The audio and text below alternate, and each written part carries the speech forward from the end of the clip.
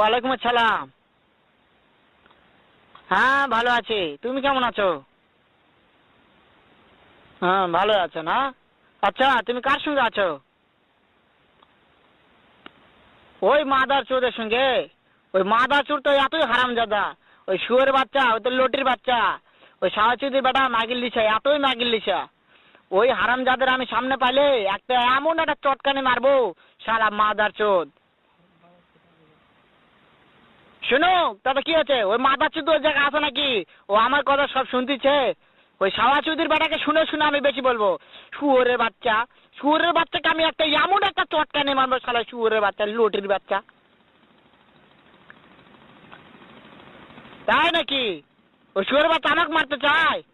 শুয়োরের বাচ্চাকে আমি দেখা সাক্ষাৎ হলে বলে শুয়োরের বাচ্চাকে আমি এমন চটকানি মারবো, মাদার চোদ।